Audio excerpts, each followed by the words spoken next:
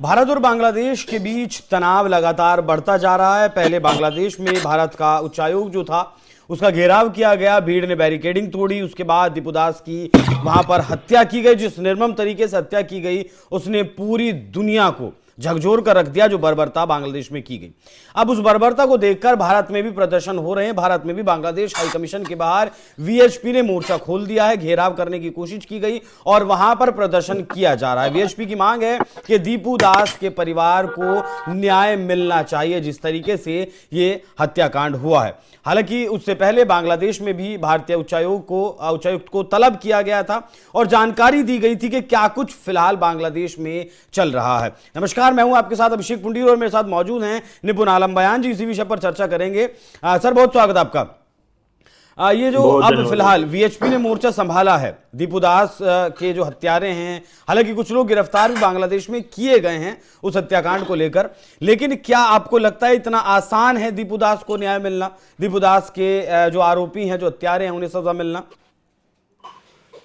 नहीं, देखिए क्या होता है कि बांग्लादेश का तो पूरा एटीट्यूड ये बन चुका है कि हमको भारत के साथ संबंध खराब करने हैं और वहाँ पर जो भी इंसिडेंट हो रहे हैं उन इंसिडेंट को लेकर उनका कहना ये है कि ये तो एक दो कोई इंसिडेंट हो जाता है, इसको बहुत बड़ा तूल नहीं देना चाहिए।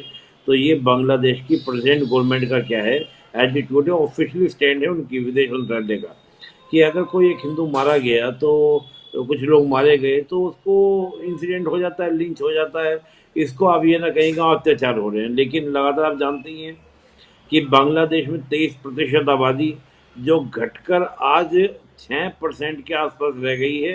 8% तो अभी तक रिकॉर्ड की गई थी लास्ट सेंसर के अंदर, और वो घटकर और भी ज़्यादा होगी। निश्चित रूप से जो अगला सेंसर आएगा उसमें होगी। तो मैं अब आपको याद भी होगा मोहम्मद यूनुस का कुछ दिन पहले ये कहना, कुछ समय पहले की बात आपको याद होगी, तो मोहम्मद यूनुस का ये कहना था कि हर हिंदू को कभी भी ये नहीं कहना चाहिए कि वो हिंदू है, उसको ये कहना चाहिए कि वो एक बांग्लादेशी है। तो इस प्रकार के इंसिडेंट ऑटोमेटिकली रुक जाएंगे। तो ये उनका एटीट्यूड था।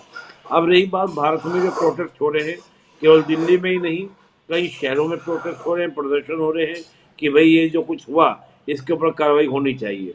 देखिए, इससे क्या होता है कि दो चीज़ें, एक तो हमारे देश के अंदर जिन लोगों को पता नहीं है कि आखिर बांग्लादेश में क्या हो रहा है उन तक ये जानकारी पहुंचती है, पहला ये। दूसरा क्या होता है कि इसको मीडिया कवरिंग होती है, इंटरनेशनल मीडिया कवर करता है, तो एक अंतर्राष्ट्रीय दबाव बनाने में क्या मिलती है, मदद मिलती है।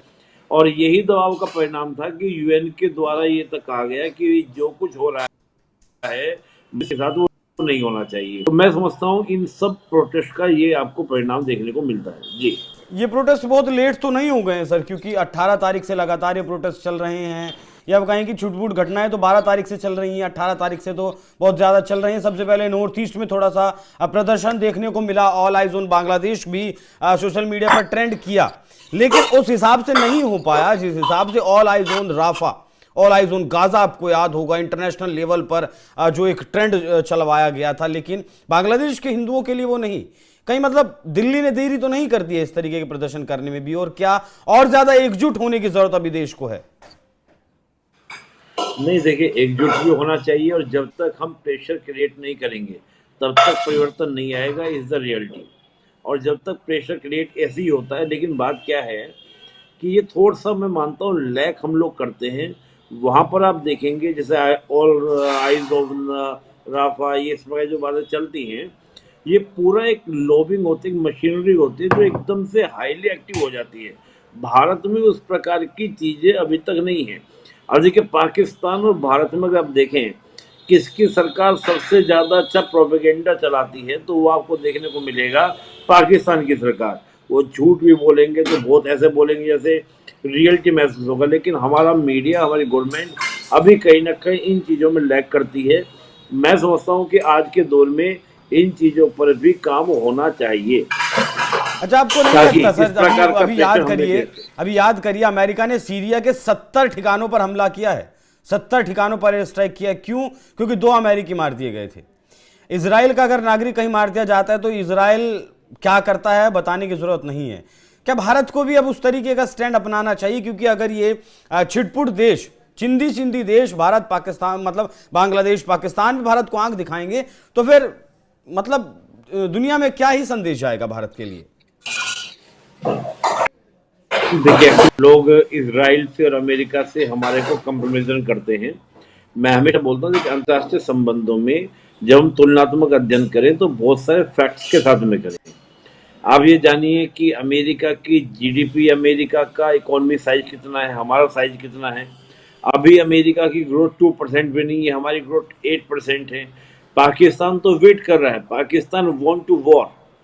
पाकिस्तान चाहता है भारत उलझे, अमेरिका चाहता है भारत उलझे, चीन चाहता है भारत उलझे। अब उलझेंगे, हम मानते हैं कि हम खत्म कर देंगे बांग्लादेश की, कुछ भी पावर नहीं है, कुछ भी स्ट्रेंथ नहीं है, लेकिन उसमें हमारा कितने लोग सीधे नुकसान होंगे ये भी तो देखना, कंसीडर करना पड़ेगा।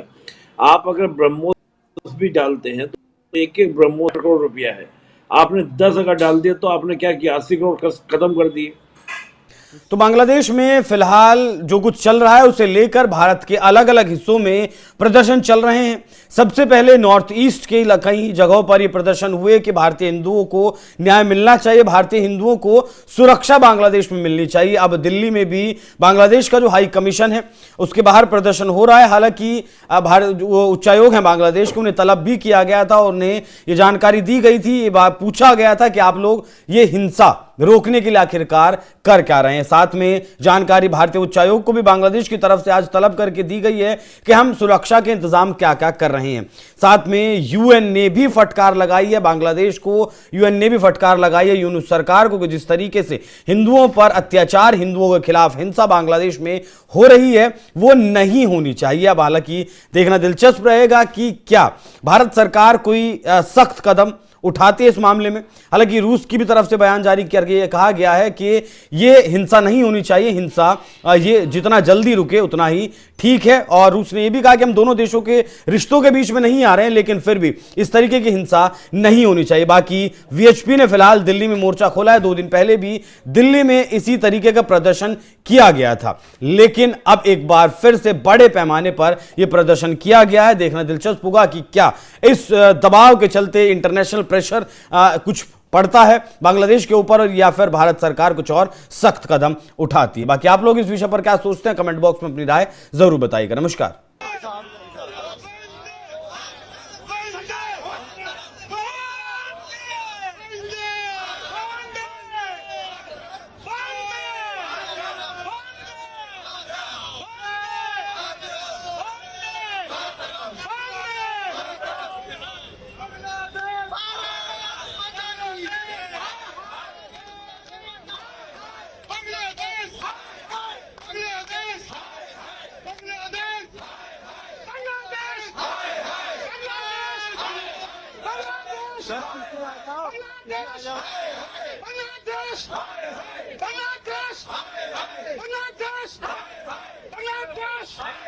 Bangladesh!